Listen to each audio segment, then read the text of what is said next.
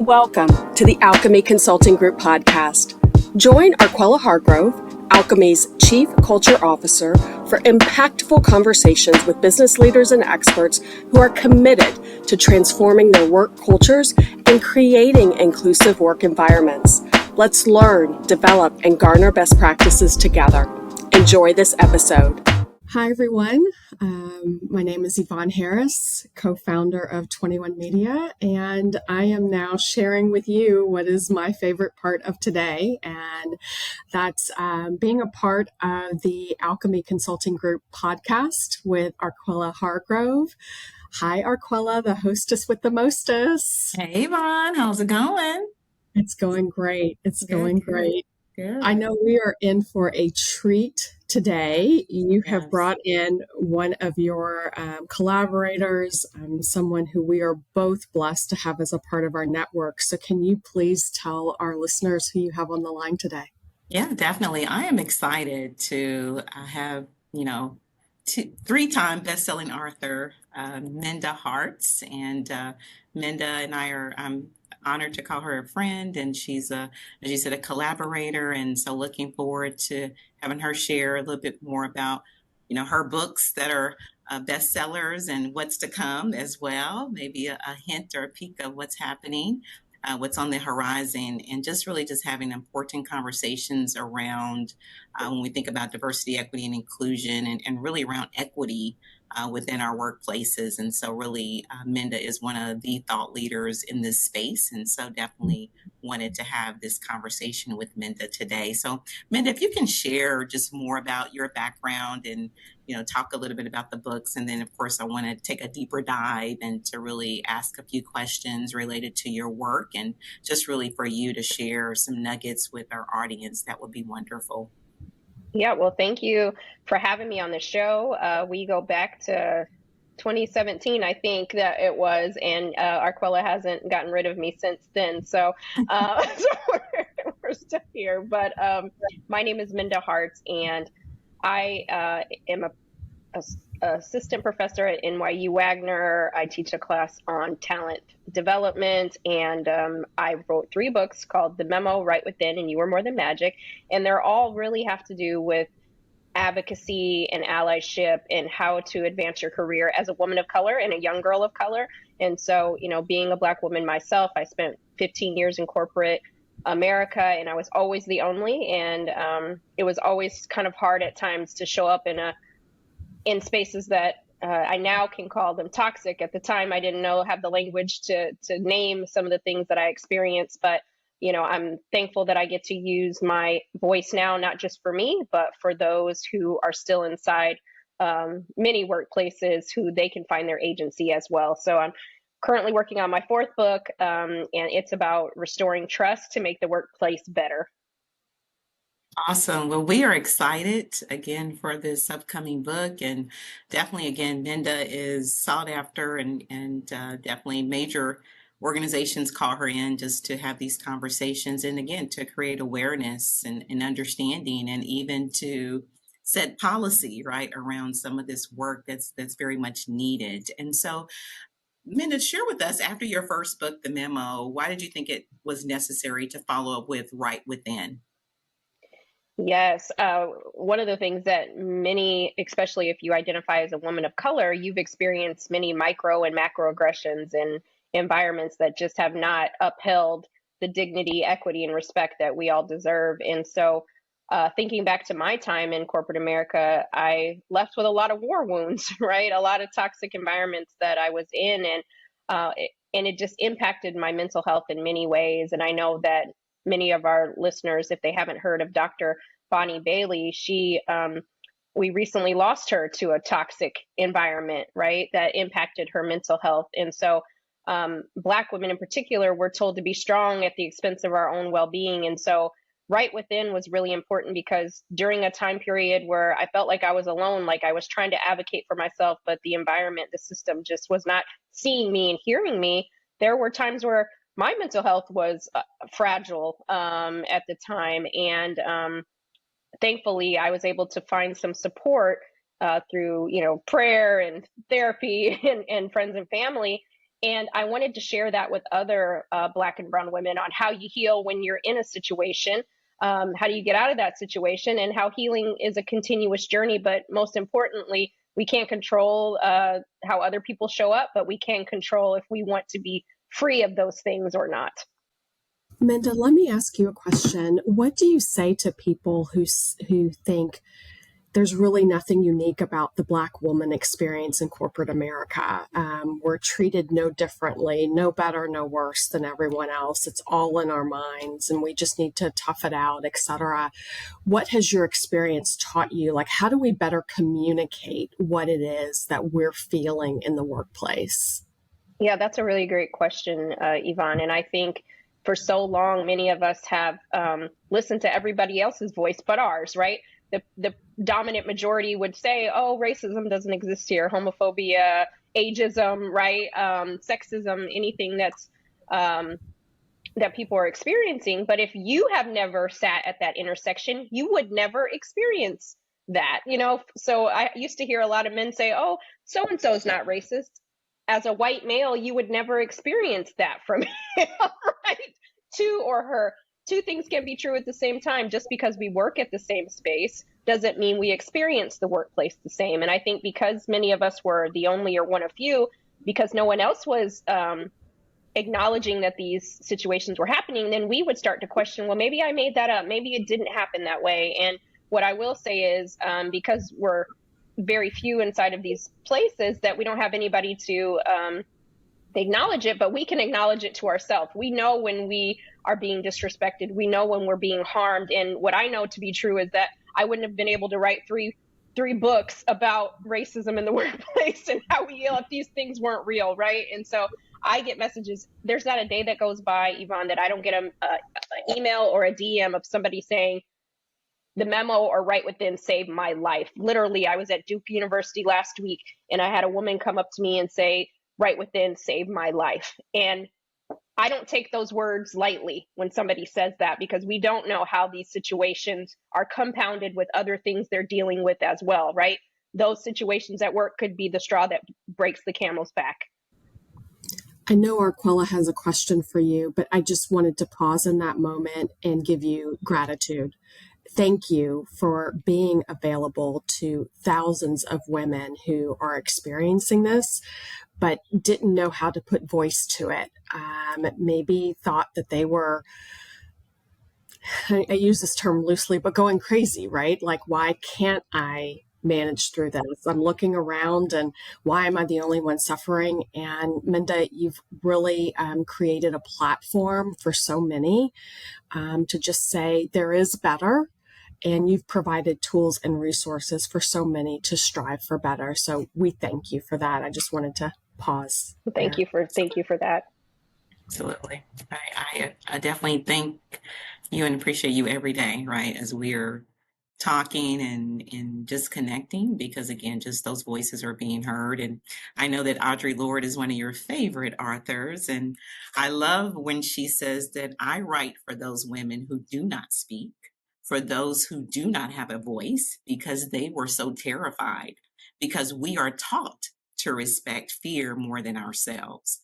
We've been taught that silence would save us, but it won't. And so I want you to really speak to, Minda, some of the tools, because I know with Right Within, you have this manifesto. And so really speaking to that and how, right, that gives voice and helps those women in the workplace.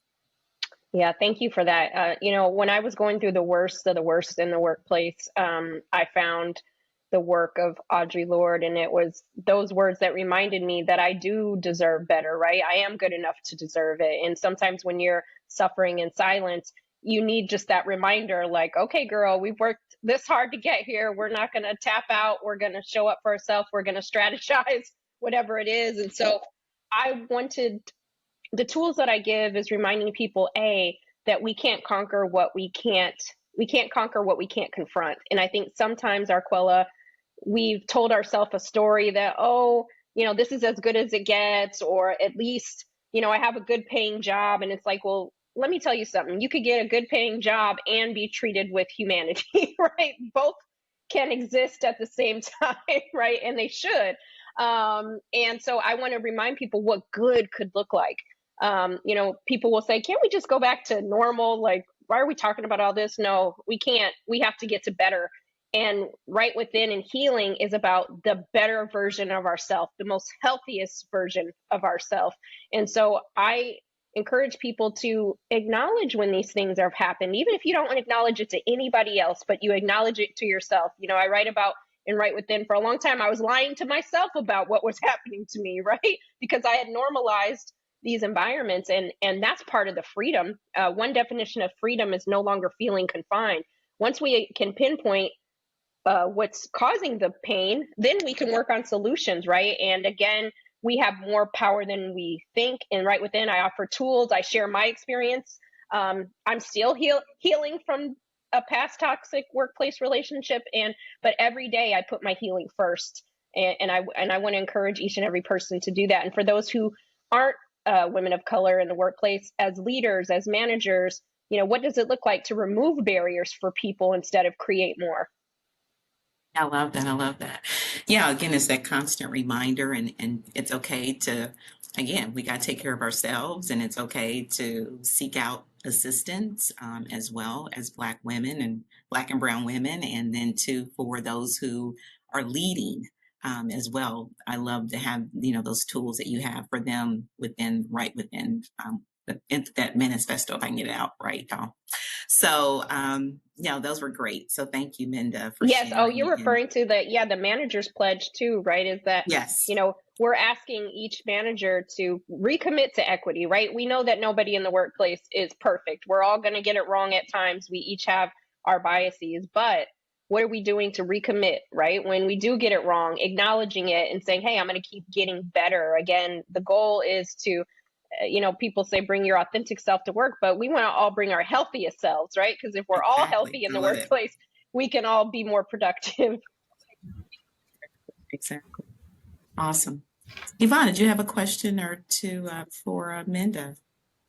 I know I love the pledge. I love the manifesto. I think they're definitely needed. And hopefully, again, as our audience is listening, right, just to go and check out Right Within, because it's a great resource and tool when we think about, how to show up and really how to leverage, right, more inclusivity and equity within the workplace for sure. Yeah, Minda, you mentioned earlier, like in your journey, prayer and therapy. And I know those are more of a reflective or more of like inner work, but for Black women who want to be more of advocates in the workplace, how do you advise that we go to talk to those who want to be allies, those who want to be our sponsors, and really give them or empower them with simple actions to take? Hey, I'm a Black woman. My experience is not at the level of white women or others. And here's what you can do to help me. Yeah, that's a great question. One of the things that I encourage people to do is, oftentimes we've all been in situations where our colleagues will come to us and say, hey, I just want to let you know I'm an ally, or if you need something from me, let me know what that looks like. And this is a great opportunity as a woman of color to say, you know what, Tom, this would be really helpful the next time that we're in this meeting when so-and-so says this, that you would actually amplify my voice and ideas, because every time that we're in this meeting, it seems like I'm getting talked over. That would be helpful for me, right? Rooting the help in like practical things that they can do, right, and say, and documenting some of those examples so that you can show them in real time what would be helpful as showing up for them, right? Because one of the things that I like to do is think, where are my trigger areas? And for me, it used to be team meetings. I'd get talked over, or somebody would say, a micro or macroaggression, and then we just move on with the meeting agenda. And then afterwards, I'd have colleagues come and say, wow, I can't believe Jim said that. Minda, you're so strong. We made it through. And at those moments, they were missed opportunities for me to say, oh, so you did see what Jim did. What would be really helpful is if next time, blah, blah, blah, blah, blah, that would really help me, and I'd feel supported in that way. That's one act, right? Or having the courage to go and have a conversation with your manager, rooting it in fact, right? Oh, I feel like Jim's being unfair to me in these meetings. No, say every time we're in a team meeting, Jim talks over me. Can you help remove this barrier for me? Because I have some things I want to be able to contribute to the meeting as well, right? And so getting those scripts in our back pocket so that we can put it on the table to say, here's what we need, saying what we mean without saying it mean. And then people can't say, well, I never knew there was a problem, right? I never knew there was an issue. We've actually had this conversation 5 times now. Right? So again, taking the power back, I think, is most important. I want to pause on that nugget. Arquella, did you hear her? She said, saying what we mean without saying it mean. I love that. Yeah. I love that. It. I love it. Yeah. We need more of that. And really kind of having people to practice that and learn, right, how to speak up for themselves and being able to say it for sure, and the other person to hear it. Yeah. Just kind of in the same vein, Minda, just really want to think about, we talked about, again, for people to approach and have some of these conversations, but for us, Yvonne and I, right, with our HR hats. So when you think about what role should HR play, right, to eliminate racial oppression in the workplace, what's HR's role in this, for sure? They have a role, Arquella. They have a huge role. But I think that, as I'm writing this next book about trust, I kind of use a heavier hand with HR because, they are the conduit between, the employee and the leader and the managers. And we need to have a safe place to be able to go. Right. And so when these situations do arise, if we can't go to HR, then who are we to go to? Right. And so I think that is kind of the conundrum that I have. It's like, we know that HR can't be the be all end all place. And, there's a lot of hats that you all wear in these. So, you can't do it all. But I do think we need a safe place and a third party to be able to, interrogate the situations that are happening inside the workplace, because that's where the trust, the erosion of trust happens when we have no one to go to, right? We're not feeling seen. We're not being heard. And I think that if nothing else, HR, when it's HRing, that it can have the conflict resolution skills that to pass those along. So let's make sure that our managers are well-versed in conflict resolution, right? Not conflict adverse, right? Or just throw it under the rug. And then our employees have the right tools to be able to initiate a conversation when it is courageous, when it is tough, right? So that we get to a resolution. But I think that both parties kind of flee, and then those power dynamics. And so my hope with the future of work is that HR could help rebuild trust that's been broken in the workplace due to, employees feeling like they don't have a voice. And I do believe that HR could really be a great partner, business partner for the employee, as well as, managers to bring kind of some kumbaya. But I feel like oftentimes most employees are feeling like they're, on an episode of Survivor and they're on their own, right? So I think making sure that we just, remind each other that, we're here to help. And success is a solo sport. The employee needs HR. HR needs leadership, right?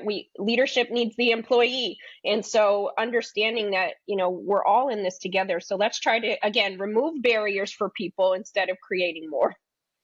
Yeah, definitely. I love that. Because again, when we go and work with clients and we hear employees like, hey, we out here by ourselves, or right, I don't trust HR, right? And it's like, that should be totally opposite, right? They're there again, as to your point, to rebuild trust. They're there to ensure, again, that they're acting in that business partner role and ensuring that they're equipping their members of their organizations with these tools. Like before, I love the script, right? Giving people those frameworks, those scripts to use where they are able to have the conversations and feel comfortable to do so. And that's some of the things that we like to do when we are out advocating, as well as providing those resources and training for our client companies. So yeah, that's wonderful. She said something that was really funny, HRing. Yes.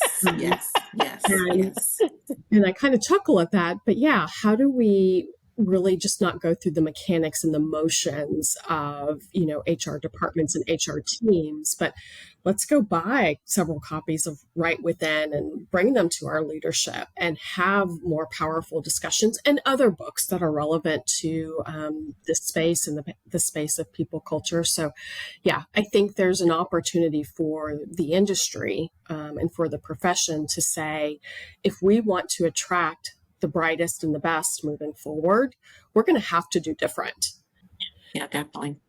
So Minda, I'm sorry. Go ahead, Arquella. We just have so many questions, Minda. We're like, Yeah, we're working. We know, again, we have some stop here for travel. Yes.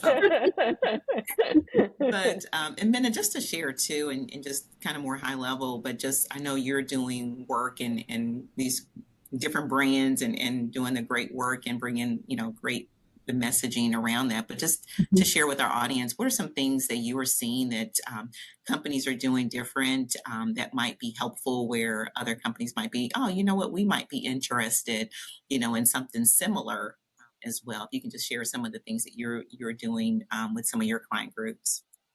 Yeah, I think one of the things that you mentioned, Arquella, is bringing in consultants like yourselves to come in and help navigate this, right? Because some HR leaders or managers need that extra support. They need the team to help them get to better, right? They may not know how to do it, what to say, and those sorts of things. So I'm seeing a lot of clients bring in external consultants and filling in the gaps where they need the help, right? And that's being vulnerable to say, hey, we don't have it all figured out, but we want to create a space where everybody can do their best work. And if Alchemy Group is the one to do it, then let's partner with them. So I'm working with a lot of companies that are saying, okay, we need support, and they're bringing in the support.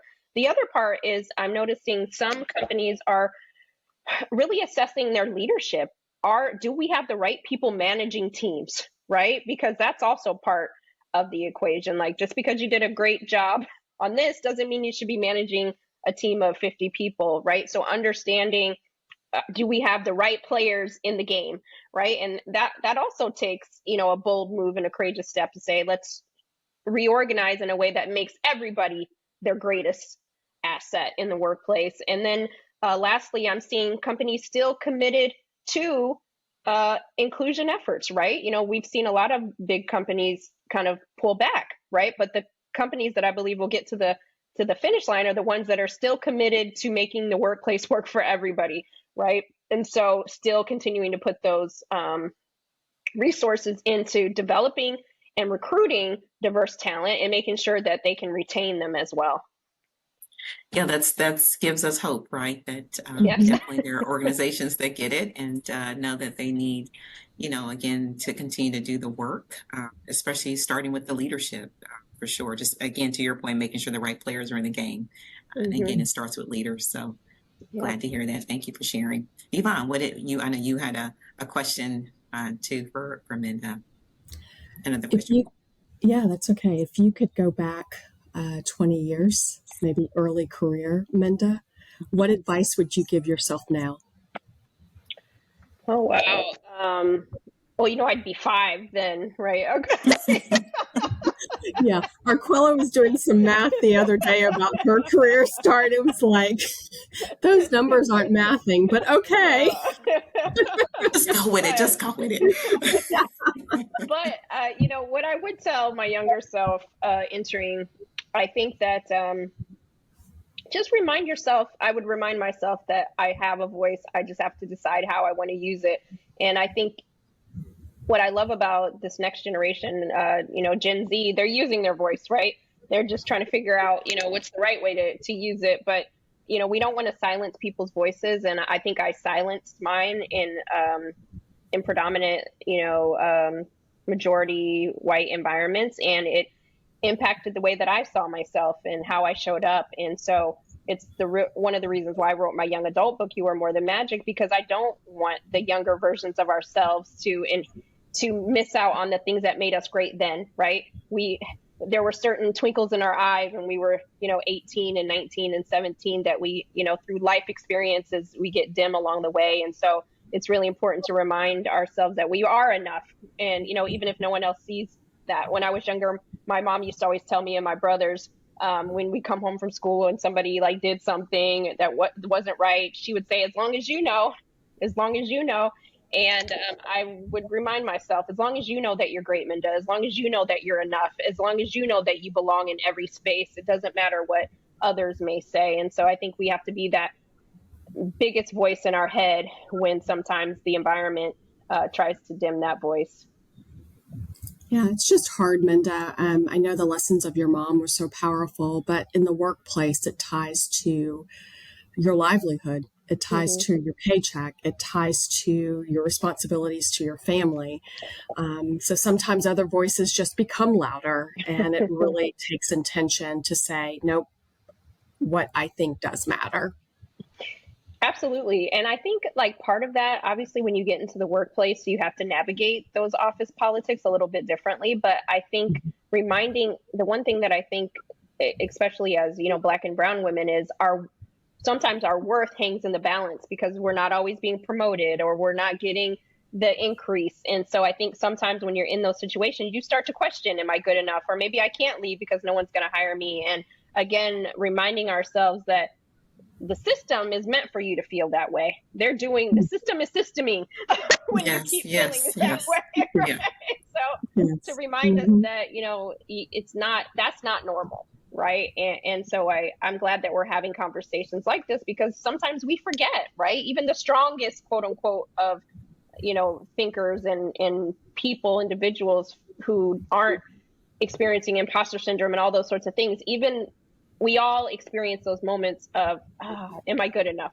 Right. And I'm glad that we're having these conversations because this may be the podcast that they hear it, and they get that reminder, right? That they don't have the squad. They don't have a tribe that's reminding them of that. And so, I'm just grateful that we get to have these conversations out loud in 2024 and beyond, because I think we all remember when we weren't having these conversations in these same ways that we get to now. It should be just it's the norm for us, right? Yeah. And, Yeah. have the conversations and be able to support and encourage each other to keep moving, right? Because again, we are, our voices are needed. We're needed in these spaces and places for sure. So, reminded of what Shirley Chisholm said, right? If there's not a seat at the table, you bring your own chair, right? Yeah. And so we need to be reminded and empowered that we can still do that for sure. So thank you. So, Minda, if you can share just words of wisdom or advice to our audience and just, to encourage our audience and, what next steps to take, for those in the workspaces and needing, right, to hear this word, needing to hear it, and being a part of this moment, what would be your advice to our audience? Yes, well, we're happy that you're here and we're excited about where your career is taking you. And, don't be ambivalent about your career. Strategize about what you want next. And if you can't get it from where you are after you've had some of those conversations, then, don't be afraid to go to the table across the street or down the road or in a virtual environment.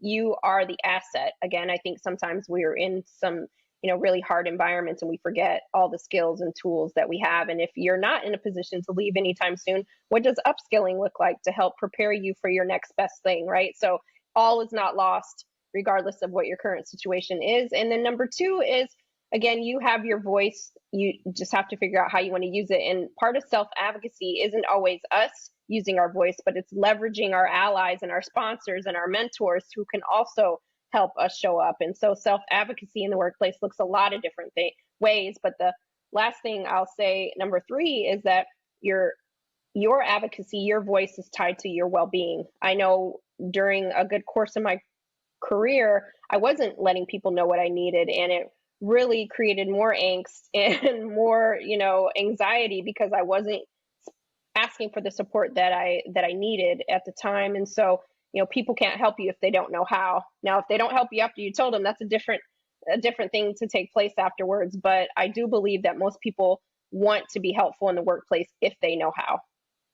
Well, Arquella, I know you're going to close us out in a moment, but Minda, I just want to thank you for being a light And, I recognize that while you sit here and you're very confident and you're very comfortable in the subject matter, I know when you started this work, it was not easy. I know that you faced some headwinds even as you became the best-selling author, et cetera. As you were telling your story, there were probably people that were not on the Minda bandwagon, or maybe they felt like, hey, I actually contributed to that experience that's now, allowing her to have this voice. So you matter, and you matter to so many, and you have helped a lot of women of color recognize that they matter too. So I just wanted to say thank you. Thank you so much. Definitely, I want to say, yeah, thank you again. Just echoing what Yvonne said, but thank you for being you. Thank you for being that friend. Thank you for being just that person that we need in our lives. And, as I close it out, I just want to close it out using your words, is that we all have a voice. We just have to decide how we want to use it. And so again, thank you for allowing us to have these voices, to speak on these airwaves and in these workspaces, for sure, to make a difference. And so thank you, Minda, for joining us today, and looking forward to all that's coming from on your side. Right? We're looking forward to the 4th book and all the other cool stuff that you got going on. So thank you for being here with us today. Thanks for having me. Thank you again. Yes, thank you.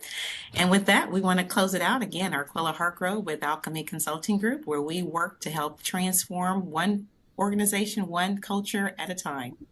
Thank you. Thank you for tuning in to the Alchemy Consulting Group podcast. Follow this podcast on social media and help continue the conversation by sharing your business and leadership best practices. Subscribe to this podcast wherever you consume yours, and share this podcast with your organizations and networks. Let's strengthen the community of those committed to responsible leadership and work environments where everyone can thrive.